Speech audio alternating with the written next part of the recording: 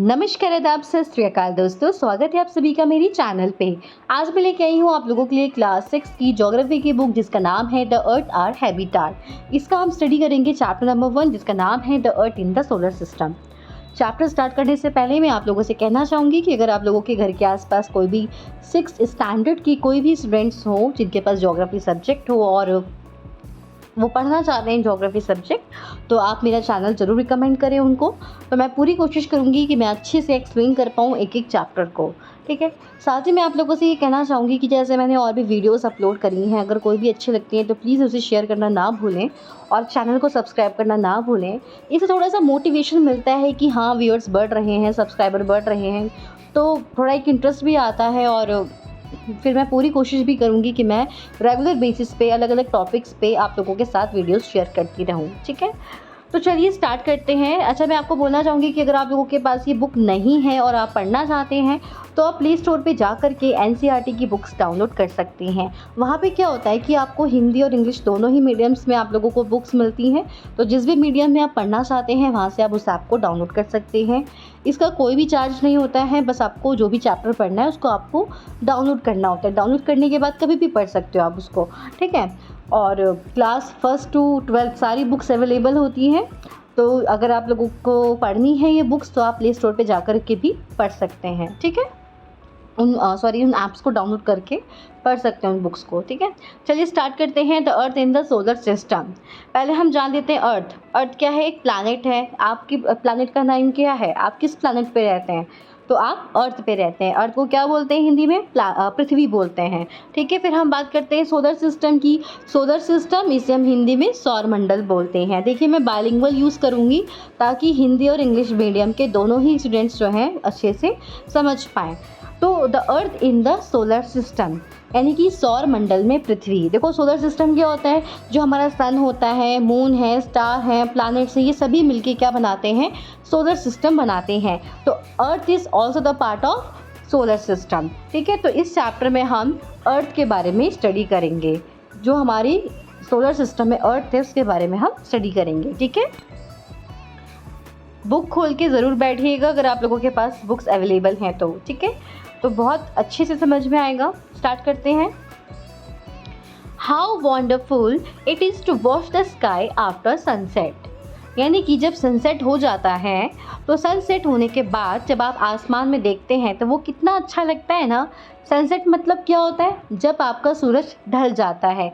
सुबह सुबह क्या होता है? सनराइज़ होता है। सनराइज़ होता है, जब सुबह होती है तो सनराइज़ होता है, ठीक है। और फिर शाम को क्या होता है? सूरज ढलने लगता है, तो उसको क्या हम बोलते हैं? सनसेट।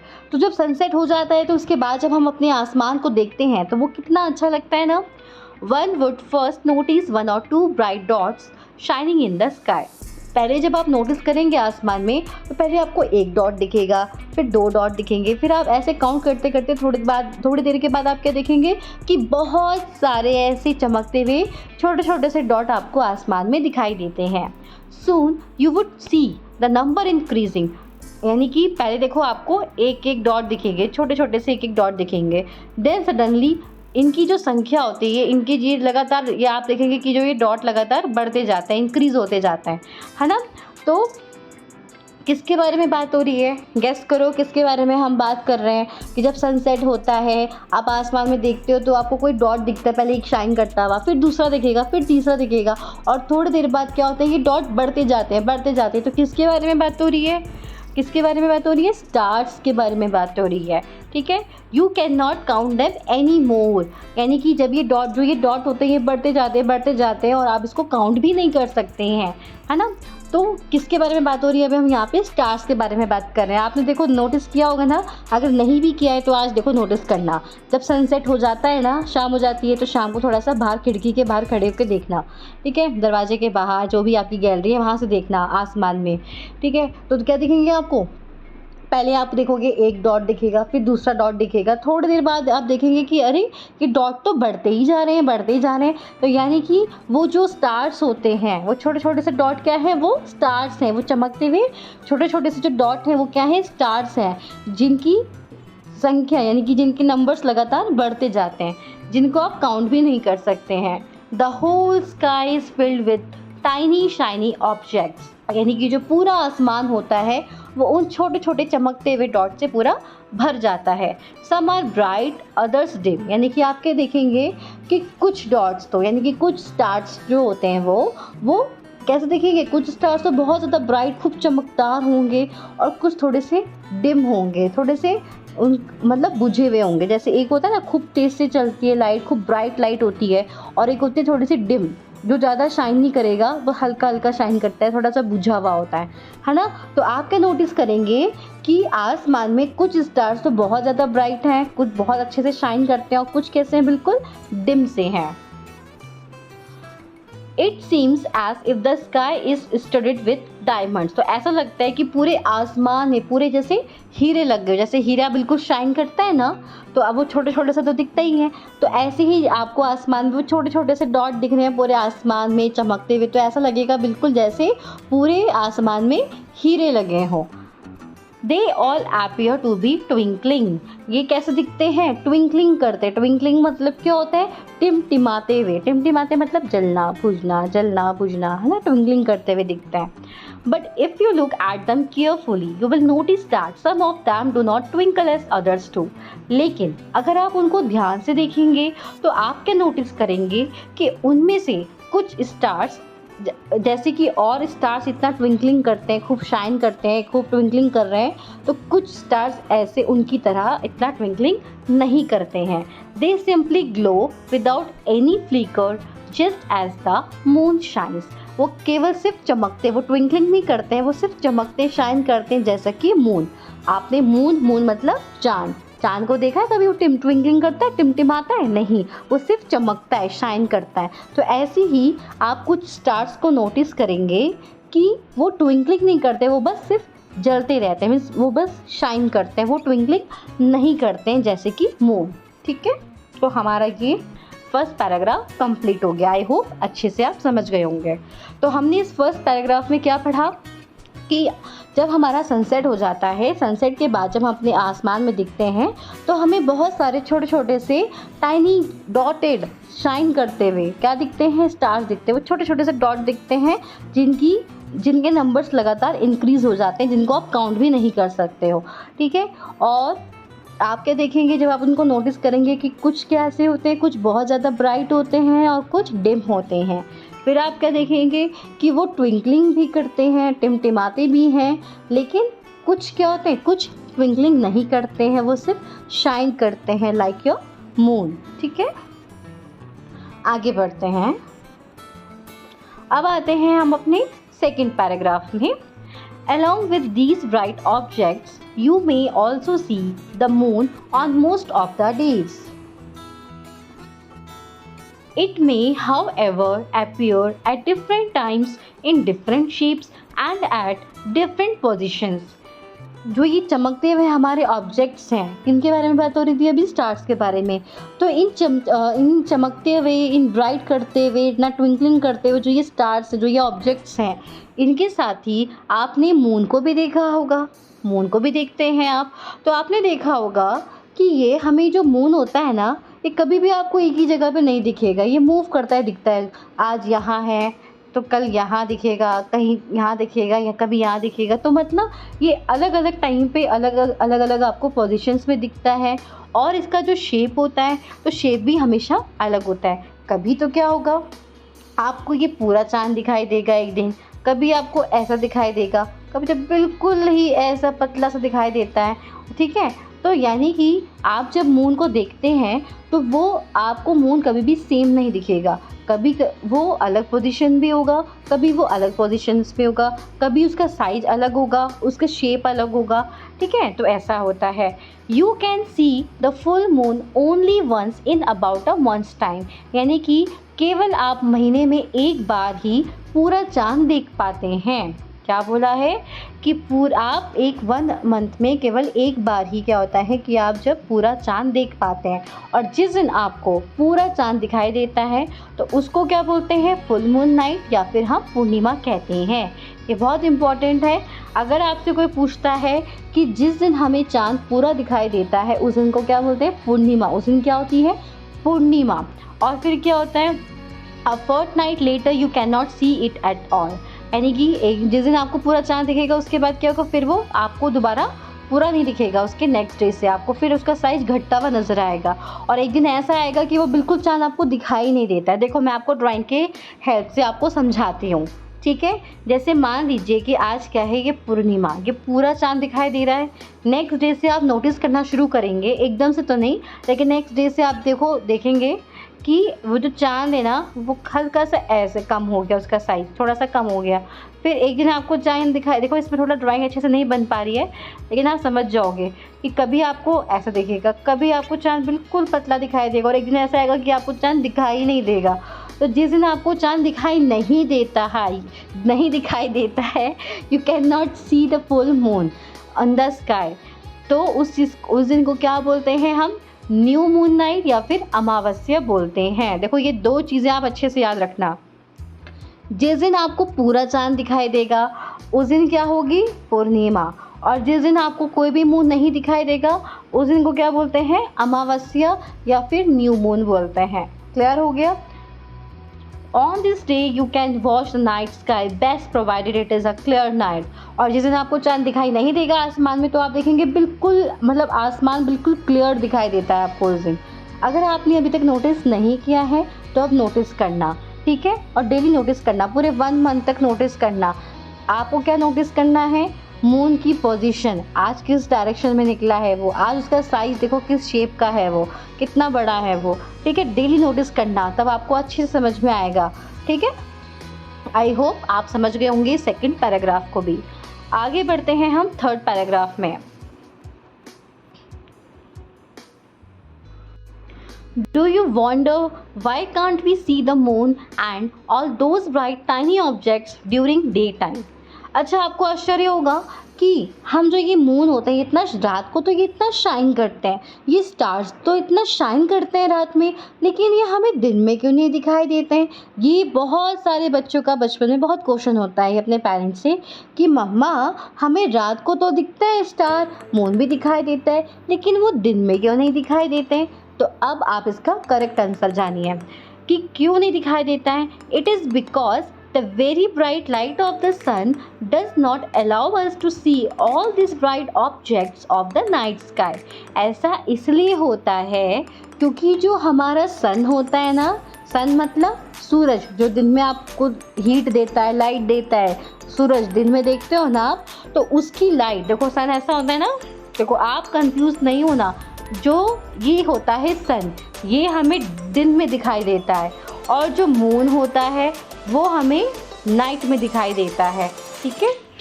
तो हमारा क्वेश्चन ये है कि मून जब रात में दिखाई देता है तो वो हमें दिन में क्यों नहीं दिखाई देता। ऐसा इसलिए होता है क्योंकि जो हमारा ये सन होता है ना, ये सन की लाइट इतनी ज़्यादा होती है, यानी कि इतनी ज़्यादा इसकी रोशनी होती है कि हमें स्टार्स और मून दिन में दिखाई नहीं देते हैं। अब आपको समझ में आया। अगर आपसे क्वेश्चन कोई भी पूछता है कि बताओ कि हमें मून क्यों नहीं दिखाई देते हैं, दिन में क्यों नहीं दिखाई देता है, तो आप क्या आंसर दोगे। It is because the very bright light of the sun, यानी कि सन की इतनी तेज़ रोशनी होती है, जिसकी दिन में सन की इतनी ज़्यादा रोशनी होती है, इतनी तेज़ रोशनी होती है कि इसी वजह से हमें जो स्टार्स होते हैं, जो ये मून होता है, ये हमें दिन में दिखाई नहीं देता है। अब समझ में आया आपको अच्छे से। चलिए आगे बढ़ते हैं। The sun, the moon and all those objects shining in the night sky are called celestial bodies। यानी कि सन, मून और वो सारे ऑब्जेक्ट्स जो आसमान में चमकते हुए दिखाई देते हैं, इन सभी को हम क्या बोलते हैं, कैलेस्ट्रल बॉडीज़। क्या बोलते हैं, कैलेस्ट्रल बॉडीज़। ये बहुत इंपॉर्टेंट चीज़ है। अभी आपका क्वेश्चन भी इससे बन सकता है कि व्हाट इज़ कैलेस्ट्रल बॉडीज़, ठीक है। तो आपका आंसर क्या होगा, the sun, the moon and all those object shining in the night sky are called celestial bodies. यानी कि जो सन होता है, मून होता है, वो सारी चीज़ें जो हमें आसमान में चमकती हुई दिखाई देती हैं, उन सब नाइट स्काई, उन सभी को हम क्या बोलते हैं, कैलेस्ट्रल बॉडीज़ बोलते हैं। क्लियर हो गया। फिर हम बढ़ते हैं नेक्स्ट पैराग्राफ पे। Some celestial bodies are very big and hot. बहुत सारी ऐसी कैलेस्ट्रल बॉडीज़ होती हैं जो बहुत ही बड़ी होती हैं, बहुत गर्म होती हैं। They are made up of gases. वो किसकी बनी होती हैं? गैसेस की। गैसेस हमारी बहुत तरह तरह की गैसेस होती हैं ना, कोई कार्बन डाइऑक्साइड होती है, कोई हाइड्रोजन होती है, कोई मीथेन होती है। ये अलग अलग तरह की हमारी क्या होती हैं? गैसेस होती हैं। तो यहाँ पे क्या बात हो रही है कि कुछ कैलेस्ट्रल बॉडीज़ कैसी होती हैं जो साइज में बहुत बड़ी होती हैं और गर्म होती हैं, ठीक है। और ये किसकी बनी होती हैं? गैसेस की बनी होती हैं। They have their own heat and light which they emit in large amounts. अब क्या होता है, इनकी अपनी हीट होती है, अपनी गर्मी होती है, अपनी लाइट होती है। These celestial bodies are called stars. तो इन कौन होता है, किसके बारे में बात हो रही है? ये बात हो रही है, इनको हम स्टार्स कहते हैं। और सन भी क्या है? एक स्टार है। आई रिपीट कि देखो, पहले मैंने क्या बताया? पहले मैंने ये बताया कि हमें आसमान में चमकते हुए जो भी चीज़ें दिखाई देती, जैसे सन होता है, मून होता है, और जो भी हमारे स्टार्स होते हैं, ये सारे चीज़ें जो भी हमें आसमान में चमकती हुई दिखाई देती हैं, उनको हम कैलेस्ट्रल बॉडीज़ कहते हैं। इतना समझ में आया? फिर क्या हमने कहा कि कुछ कैलेस्ट्रल बॉडीज़ कैसी होती हैं जो साइज में बहुत बड़ी होती हैं और बहुत गर्म होती हैं। किसकी बनी होती हैं? गैसेस की बनी होती हैं। उनकी अपनी हीट होती है, अपनी लाइट होती है। और इन कैलेस्ट्रल बॉडीज़ को क्या कहते हैं? स्टार्स कहते हैं। तो यानी कि जो भी कैलेस्ट्रल बॉडी होगी, बड़ी होगी और गर्म होगी, जिनकी अपनी हीट लाइट होगी, उसको क्या बोलते हैं? स्टार बोलते हैं। और सन भी क्या है? एक स्टार है। ये इंपॉर्टेंट है कि सन इज़ ऑल्सो अ स्टार। सन होता है ना, बहुत बड़ा सा होता है, अपनी हीट होती है, अपनी लाइट होती है ना। तो सन भी क्या है? एक स्टार है, ठीक है। फिर आगे आता है, countless twinkling stars in the night sky are similar to the sun, but we do not feel their heat और light and they look so tiny because they are very very far from us. यानी कि आसमान में countless, देखो यहाँ पे जो ये वर्ड यूज हो रहा है काउंटलेस, काउंटलेस को हम अनकाउंटेबल भी बोलते हैं, मतलब जिसको हम गिन नहीं सकते। जैसे आप अपने सर के बाल को नहीं गिन सकते, गिन सकते हो क्या? नहीं। जैसे हम स्टार्स को नहीं गिन सकते, तो जो भी चीज़ें जिसको हम नहीं गिन सकते उसे हम बोलते हैं काउंटलेस या फिर अनकाउंटेबल, ठीक है। तो यहाँ जो आसमान में चमकते हुए, जो ट्विंकल करते हुए जो बहुत सारे काउंटलेस स्टार्स हैं, ठीक है, तो ये बिल्कुल सन के बराबर ही होते हैं। जैसे सन इतना बड़ा सा होता है ना, उसी के बराबर ही स्टार्स भी होते हैं। अब आप सोचोगे मैम कि जब ये स्टार्स सन की जगह, सन की तरह इतने बड़े होते हैं, तो ये हमें इतने छोटे छोटे से क्यों दिखाई देते हैं? तो देखिए, जैसे आप लोग किसी अपनी छत पे खड़े हो और दूर से किसी लड़के को देख रहे हो, तो वो आपको कैसा दिखाई देगा? छोटा सा दिखाई देगा। लेकिन जैसे जैसे वो आपके पास में आएगा या आप उसके पास जाओगे, तो वो उसका साइज कैसा दिखेगा? बड़ा दिखेगा। तो वो छोटा क्यों दिखाई दे रहा था आपको? क्योंकि वो आपसे बहुत दूर था ना, और जैसे ही वो आपके पास आया या आप उसके पास गए, तो उसका साइज बड़ा दिखेगा आपको। तो ऐसा ही होता है स्टार्स के साथ में। जो स्टार्स होते हैं ना, वो बहुत बड़े होते हैं। जैसे कि हमारा सन का साइज ही बहुत बड़ा होता है ना, तो जितना बड़ा हमारा सन होता है उतने बड़े हमारे स्टार्स भी होते हैं। लेकिन जो स्टार होते हैं ना, वो हमारे सन से भी ज़्यादा दूर होते हैं। सन तो देखो बहुत बड़ा होता है, तब भी वो हमें छोटा दिखाई देता है, लेकिन सन से भी ज़्यादा क्या होते हैं, जो स्टार्स होते हैं ना, वो सन से भी ज़्यादा बहुत दूर होते हैं। इसीलिए क्या होता है कि वो हमें बहुत छोटे छोटे से डॉटेड दिखाई देते हैं। और but we do not feel the heat और लाइट। यहाँ पे क्या बोला है कि वो हमसे इतनी ज़्यादा दूर होते हैं, तभी तो जो उसकी अपनी हीट होती है, हमने बात की ना कि स्टार जो होते हैं, स्टार बहुत बड़े होते हैं और इनकी अपनी हीट होती है, अपनी लाइट होती है। तो अब आप ये सोचोगे कि फिर हमें उसकी फील क्यों नहीं होती है, हीट क्यों नहीं फील होती स्टार की, उसकी लाइट हमें फील क्यों नहीं होती है? इसीलिए फील नहीं होती है क्योंकि वो हमसे बहुत दूर होते हैं। अब देखो, जो सन होता है, सन भी है हमसे दूर, लेकिन वो जैसे स्टार इतने ज़्यादा दूर है ना, उतने ज़्यादा दूर नहीं है ना। तो देखो सन क्या होता है, सन भी अपने आप में खूब बड़ा होता है, तब भी हमें थोड़ा छोटा दिखाई देता है ना। लेकिन उसकी जो हीट होती है वो हमें फ़ील होती है ना। दिन में आप निकलते हो तो देखो कितनी हमें दिन में तो हमें उससे लाइट मिलती है, उससे हीट मिलती है, उसकी गर्मी लगती है कि नहीं लगती है? जब आप बाहर निकलते हो उसकी धूप की जो गर्मी होती है वो हीट हमें किससे मिलती है? सन से तो मिलती है ना? तो वो जो हीट होती है उसको हम फ़ील कर पाते हैं, जो लाइट होती है उसको हम फ़ील कर पाते हैं। लेकिन जो स्टार होते हैं वो बहुत ज़्यादा ही दूर होते हैं, तो इसीलिए एक तो वो हमें छोटे दिखाई देते हैं और उसकी जो हीट, उसकी लाइट होती है वो हमें फ़ील नहीं होती है। चलो आपको मैं एक एग्ज़ाम्पल देती हूँ। जैसे मान लीजिए सर्दियों में आप लोग घर में आग जलाते हो ना, आग से हाथ सेकने के लिए, है ना? तो फिर क्या होता है, अगर आप उस जैसे मान लीजिए यहाँ पे आपने क्या किया, आग जलाई। आपने आग जलाई, आपको बहुत ठंडा लग रहा था। अब जब आप इसके बिल्कुल पास में रहोगे तभी तो आप उसकी फ़ील कर पाओगे ना उसकी हीट को, कि अब आप इतनी दूर खड़े हो तो क्या इतनी दूर खड़े होके आपको क्या उसकी गर्मी लगेगी? नहीं ना, बिल्कुल भी नहीं लगेगी। जब आप इसके आग के पास में आओगे तभी तो आपको उसकी हीट फ़ील होती है कि नहीं होती है ना? तो ऐसे ही होता है कि हमसे स्टार्स बहुत ज़्यादा दूर होते हैं, इसीलिए एक तो वो छोटे दिखाई देते हैं और उनकी जो गर्मी होती है, जो लाइट होती है वो हमें नहीं फ़ील होती है, ठीक है? Because they are very far from us. तो हमारा जो ये एक पेज है ये कंप्लीट हो गया है। आई होप आपको अच्छे से समझ में आया हो। इसमें हमने क्या-क्या पढ़ा? हमने यहाँ पे स्टार्स के बारे में पढ़ा। हमने कहा कि जिस दिन हमें रात में हमें जो मून होता है, जिस दिन पूरा दिखाई देता है, जिस दिन हमें चाँद पूरा दिखाई देता है, मून को हिंदी में क्या बोलते हैं? चाँद। तो जिस दिन आपको चाँद पूरा दिखाई देगा उस नाइट को क्या बोलते हैं? पूर्णिमा।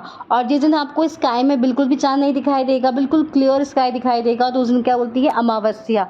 कभी भी मून आपको एक ही पोज़ीशन पे नहीं दिखाई देगा, वो अलग-अलग पोज़ीशन में अलग-अलग शेप एंड साइज़ में होता है, ठीक है?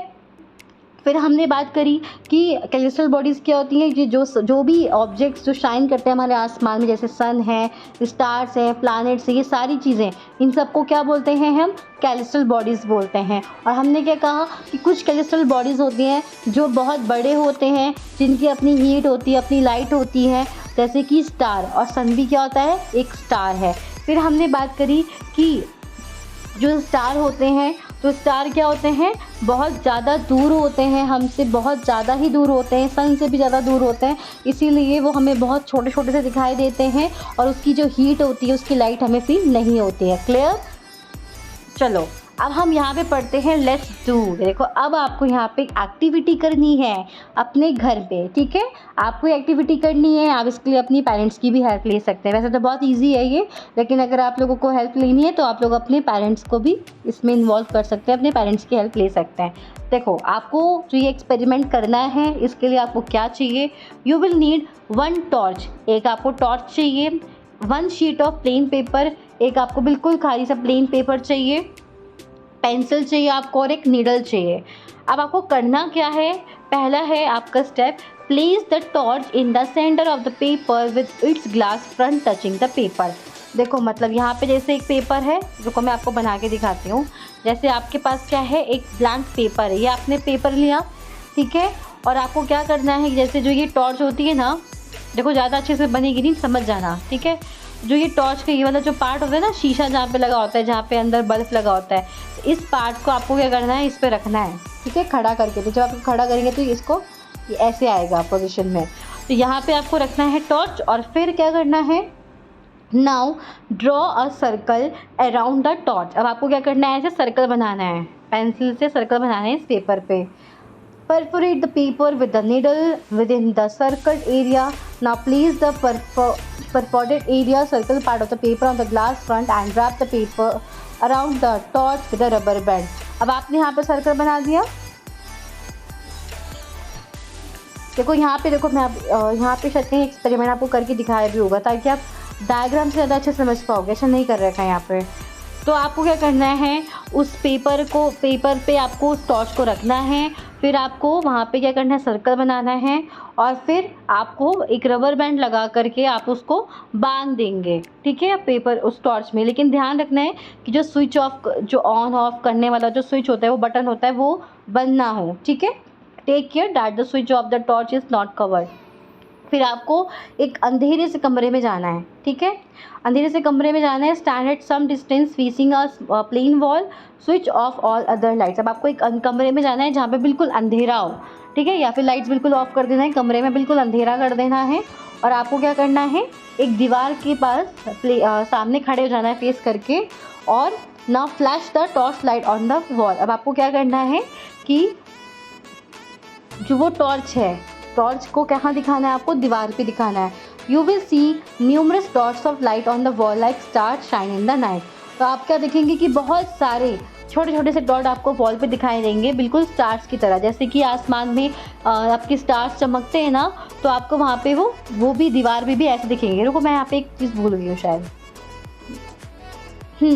जो ये आपका सर्कल एरिया, ये वाला देखो, जब आप क्या करेंगे, यहाँ पे शीट देखो, दोबारा समझाती हूँ। एक पेपर लिया आपने क्या किया, बीचों बीच टॉर्च रखी। कैसे रखी कि जो उसका शीशा है ना, शीशे को आपको कहाँ रखना है, पेपर पे करना है, यानी कि ऐसे खड़ा करके रखना है। ठीक है, अब आपने ऐसे कर दिया तो क्या होगा, इस जो पेपर है ना, ये पेपर, इस पेपर पे आपको ऐसे सर्कल राउंड सर्कल बनाना है यहाँ पे।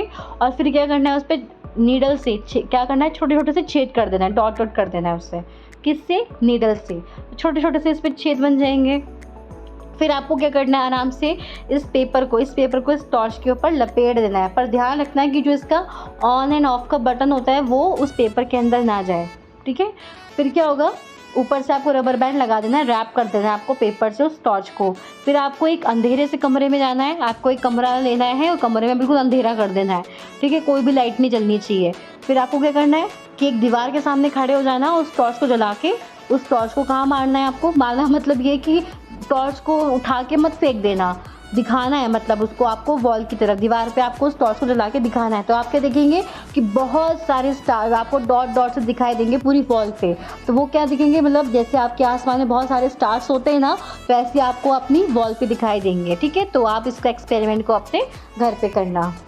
लेकिन आपके हाँ, ये क्या देखेंगे, ये आपको बहुत सारे स्टार्स दिखाई देंगे। देन इसके बाद क्या होगा, फिर आप अपनी लाइट जला देंगे, कमरे की लाइट जला दोगे तो क्या होगा कि जितनी भी आपको दिखाई दे रहे थे स्टार्स दीवार पे, वो आपको दिखाई नहीं देंगे। तो नहीं देंगे क्यों, क्योंकि उस कमरे की लाइट इतनी ज़्यादा थी कि वो स्टार्स छुप गए, उससे स्टार्स की जो लाइट थी वो छुप गई। तो यहाँ पे आपको समझाने की यही कोशिश की गई है कि दिन में हमें स्टार्स क्यों नहीं दिखाई देते हैं, क्योंकि सन की जो लाइट इतनी ज़्यादा होती है कि हमें स्टार्स नहीं दिखाई देते हैं। तो उसी जैसे कि हमारे कमरे में देखो, जब तक वो बिल्कुल अंधेरा था, तो और हमने जब उसको जलाया टॉर्च की हेल्प से, तो हमने क्या देखा कि पूरे वॉल पे क्या दिख रहे थे, पूरे वो छोटे छोटे से डॉट लग रहा था, बिल्कुल स्टार्स आ गए। ठीक है, बहुत सारे स्टार्स की तरह दिख रहे थे वो डॉट डॉट। ठीक है, लेकिन जैसे हमने कमरे की लाइट जलाएंगे ना, तो वो सारे स्टार्स गायब हो जाएंगे, दिखेंगे नहीं। क्यों, क्योंकि कमरे की लाइट इतनी ज़्यादा थी कि वो स्टार्स छुप गए। ठीक है, तो ये आपको एक्सपेरिमेंट करना है अपने घर पे, और यही चीज़ आप कंपेयर कर सकते हो रात में और सुबह। रात को देखोगे खूब सारे आसमान में स्टार्स दिखाई देंगे, और जैसी मॉर्निंग होगी तो मॉर्निंग में आप क्या देखोगे, कोई भी आपको स्टार नहीं दिखाई देगा, है ना। तो ये एक्सपेरिमेंट एक बार आप लोग अपने घर पे करके देखिएगा। तो ये चैप्टर में आपको ये फर्स्ट वाला पेज आई होप समझ में आ गया हो। मैं थोड़ा डिटेल में पढ़ाती हूँ ना, थोड़ा आराम से पढ़ाती हूँ, तो बहुत सारे बच्चे ना बोर भी हो जाते होंगे कि मैम कितना ज़्यादा डिटेल में पढ़ा रही है, कब ख़त्म करेंगे, है ना, होता है ना। पर मेरी आदत ही नहीं कि मैं इतनी फटाफट बस पढ़ाया और हट गए। अभी तो आप लोग मेरे सामने नहीं हो, नहीं तो मैं ब्लैक बोर्ड स्किल का भी यूज़ करके आपको एक एक चीज़ समझाती। फिलहाल अब हम आते हैं पेज नंबर 2 पे। ठीक है, पेज नंबर 1 कंप्लीट हो गया, पेज नंबर 2 पे आ रहे हैं। चलिए स्टार्ट करते हैं।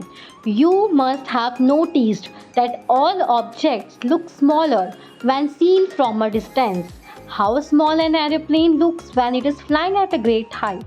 तो यहाँ पे आपको यही बताया गया है कि कुछ चीज़ें आप देखते होंगे कि जब आप किसी भी चीज़ को दूर से देखते हैं तो वो चीज़ आपको बहुत छोटी सी दिखाई देती है। जैसे एग्जाम्पल के लिए आप सभी बचपन में हैं, अभी अगर आप 6 क्लास के बच्चे मुझे सुन रहे हैं तो आप सभी लोग देखते होंगे ना, जब आसमान में उड़ते होंगे एरोप्लेन, तो वो निकल के बोलते हैं ना हेलीकॉप्टर बाय बाय बाय करते हैं हम, है ना। तो आपको क्या दिखाई देते हैं, वो कितने बड़े दिखाई देते हैं, छोटे छोटे से दिखाई देते हैं। अगर वो बहुत ऊंचाई पे उड़ रहे होते हैं हमारे एरोप्लेन्स, तो आपको कैसे दिखते हैं, बहुत छोटे छोटे से दिखते हैं। एरोप्लेन या हेलीकॉप्टर की बात करें तो अगर वो बहुत ज़्यादा हाइट पे उड़ रहे होंगे तो वो आपको छोटे छोटे से दिखाई देंगे, है ना। अगर थोड़ा कम हाइट पे होंगे तो ज़्यादा बड़े से दिखाई देते हैं। तो वही चीज़ बताई गई है कि जैसे आप उड़ते हुए आसमान में किसी भी एरोप्लेन को देखते हैं तो वो कैसे दिखते हैं, अगर वो ज़्यादा हाइट पे होते हैं तो वो आपको कैसे छोटे छोटे दिखाई देते हैं ना। तो यही चीज़ है कि जब हम किसी चीज़ को दूर से देखते हैं तो वो चीज़ हमें छोटी सी दिखाई देती है। ये एक्सपेरिमेंट आप अपने घर की छत पे खड़े हो ना और छत से किसी दूर की चीज़ को देखना है तो वो आपको बहुत छोटी सी दिखाई देगी, और पास जाके देखना है तो उसका एक्चुअल साइज कितना होगा। ठीक है, चलिए आगे बढ़ते हैं। तो ये तो अभी हमारा क्लियर हो गया। ठीक है, आगे बढ़ते हैं। While watching the night sky, you may notice various patterns formed by different groups of stars. These are called constellation. अच्छा, जब आप लोग रात में आसमान में देखेंगे खूब सारे स्टार्स दिखते हैं आपको, तो वहाँ पे आप ना कई बार देखते होंगे ना कि अरे ये देखो ग्रुप में कितने 4-5 का ग्रुप बना हुआ है स्टार्स का। देखते होंगे ना कि कभी देखते होंगे कि ये देखो ये इनका ग्रुप अलग है, यहाँ पे तो देखो ये अलग शेप बना रहे हैं, ये अलग शेप बना रहे हैं। तो ये जो स्टार्स का ग्रुप होता है ना, तो इस स्टार के ग्रुप को क्या बोलते हैं? कॉन्स्टलेशन बोलते हैं। क्या बोलते हैं? कॉन्स्टलेशन बोलते हैं। दोबारा से समझो कि आसमान में जो आपको ये तारे दिखाई देते हैं तो ये क्या होते हैं? ग्रुप्स में रहते हैं। देखेंगे आप अगर तो ये बिल्कुल ग्रुप्स में अलग अलग पैटर्न्स बनाएंगे। जैसे मान लीजिए ये कोई स्टार है तो ये एक अलग शेप बनाता होगा, ऐसे करके कोई शेप बनाता होगा। देखो यहाँ पे भी देखो स्टार्स हैं, ये देखो ये स्टार दिख रहे हैं, देखो ये अलग पैटर्न बना रहा है, ऐसे ही ये स्टार अलग पैटर्न बनाएगा, कोई ऐसे अलग सा शेप बनाएगा।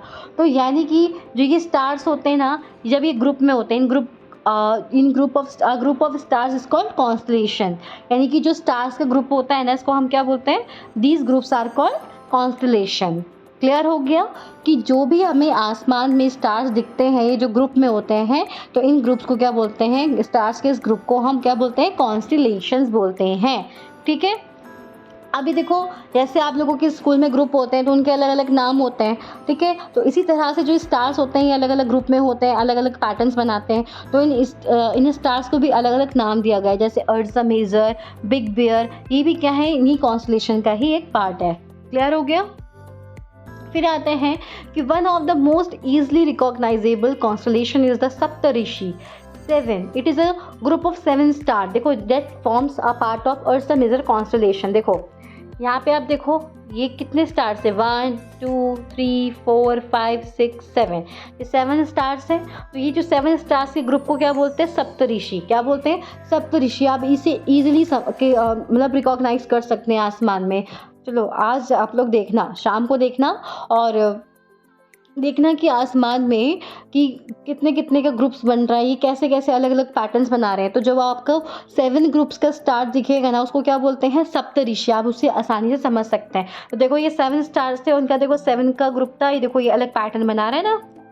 ठीक है, तो इसको आप आसानी से रिकॉग्नाइज कर सकते हो। रिकॉग्नाइज मतलब पहचान सकते हो। ठीक है, फिर आता है कि ask someone elder in your family और neighbourhood to show you more stars, planets and constellation in the sky. तो आपको अपने परिवार में किसी बड़े को बोलना है कि वो आपको दिखाए, आप ये जो ग्रुप ऑफ स्टार्स हैं आपको दिखाएं, पहचान कराएं। ठीक है, वैसे आप लोग अपने आप भी कोशिश करें और अपने किसी भी एल्डर ब्रदर, सिस्टर या पेरेंट्स से हेल्प लें। ठीक है, तो आप लोग उसको देखना कि अलग अलग पैटर्न्स कैसे बन रहे हैं। तो ये समझ में आया अभी आपके इसमें मैंने क्या कहा कि group of stars are called constellation. जो स्टार्स का ग्रुप होता है उसको हम कॉन्स्टलेशन बोलते हैं। अब जैसे आप लोगों के स्कूल में अलग अलग ग्रुप के अलग अलग नाम होते हैं ना, तो ऐसे ही इन स्टार्स के अलग अलग ग्रुप होते हैं। ये किसी में 8 स्टार किसी में क्या होता है, किसी ग्रुप में 8 स्टार्स होते हैं, किसी में 7 होते हैं, किसी में 6 होते हैं, तो किसी में से ज़्यादा होते होंगे। तो सबके अलग अलग नाम होते हैं। तो ऐसे ही जो 7 स्टार्स का ग्रुप होता है ना, उसको हम क्या बोलते हैं? सप्तऋषि बोलते हैं। इससे आप आसानी से पहचान लोगे। ठीक है, तो इतना क्लियर हो गया।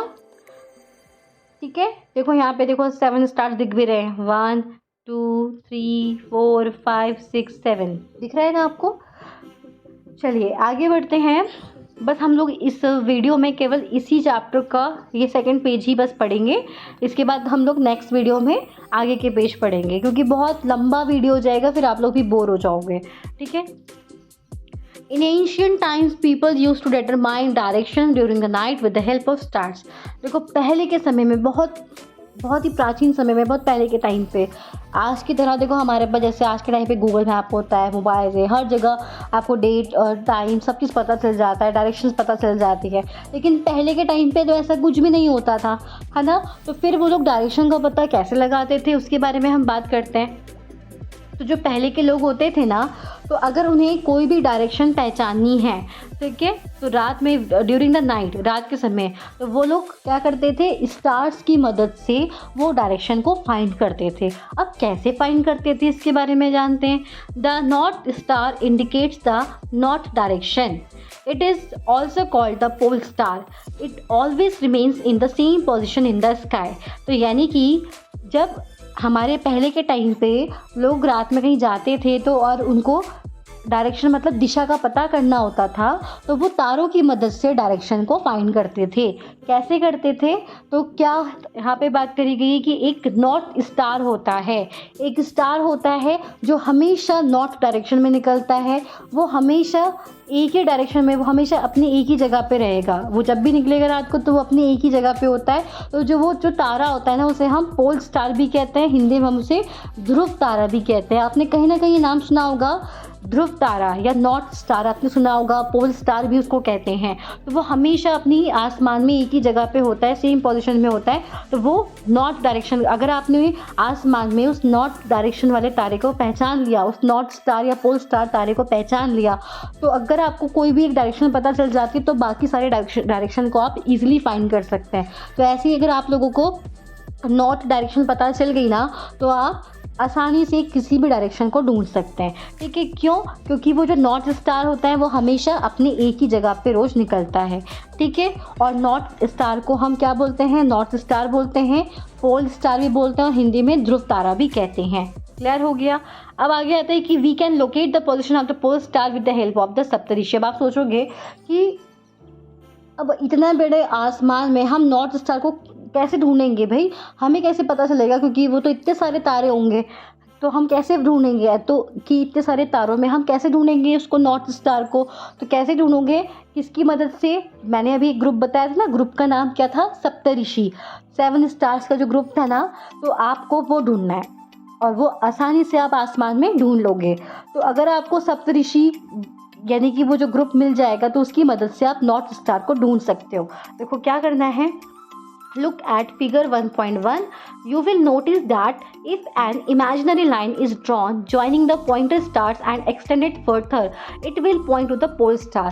देखो यहाँ पे देखो क्या है, ये सब तो ये ग्रुप बन रखा है, ये 7 स्टार्स का तो ग्रुप है, ये सप्तऋषि ही तो है।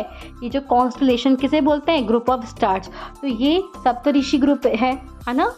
देखो ये 7 स्टार्स का ग्रुप है ना, तो आपको क्या करना है कि आपको इमेजिनरी लाइन खींचनी। इमेजिनरी मतलब सच में नहीं खींचनी, इमेजिनरी मतलब कल्पना करके सोचना है, अपने दिमाग में सोचना है। जैसे आपको ये पैटर्न मिल गया, ये 7 स्टार का ग्रुप मिल गया, तो आपने क्या करना है कि इमेजिनरी लाइन देखनी है, इन स्टार्स को लाइन खींचते हुए, मिलाते हुए, और बिल्कुल इसको आगे तक खींचना है। तो आपको इसकी सीध में एक स्टार दिखेगा जो काफ़ी तेज चमक रहा होगा, तो वो आप नॉर्थ स्टार को फाइंड कर लेंगे। यहाँ पे यही बोला है कि अगर आप सप्तऋषि जो ये ग्रुप है, अगर आपने इसको फाइंड कर लिया, तो आप क्या करेंगे कि उसको मतलब अपने दिमाग में उसकी लाइन ऐसी बनाते हुए उन तारों के ग्रुप में जो स्टार्स है ना, उनको आपस में जोड़ते हुए उस लाइन को आगे खींचेंगे ना, आगे की तरफ, तो आप नोटिस करेंगे वहाँ पे आपको नॉर्थ स्टार मिल जाएगा। तो इसकी मदद से पहले के लोग क्या करते थे, उस जो पोल स्टार होता था उसको फाइंड करते थे और डायरेक्शन निकाल लेते थे। क्लियर हो गया? Some celestial bodies do not have their own heat and light. अब देखो, अभी हमने इसके ऊपर क्या पढ़ा था कि कुछ celestial bodies होती हैं जो बड़ी होती हैं, गर्म होती हैं, गैसेस की बनी होती हैं, अपनी हीट, अपनी लाइट होती है। ठीक है, तो अब हम स्टार्स के बारे में बात कर रहे थे। अब हम यहाँ पे क्या बात कर रहे हैं कि some celestial bodies do not have their own heat and light, कि वो कुछ कैलिस्ट्रल बॉडीज कैसी होती हैं जिनकी अपनी हीट, अपनी लाइट नहीं होती है की बात हो रही है। They are lit by the light of the stars, such bodies are called planets. यानी कि ये किससे चमकते हैं? जब इन पे स्टार्स की रोशनी पड़ती है तभी चमकते हैं। तो स्टार यानी कि सन की बात हो रही है।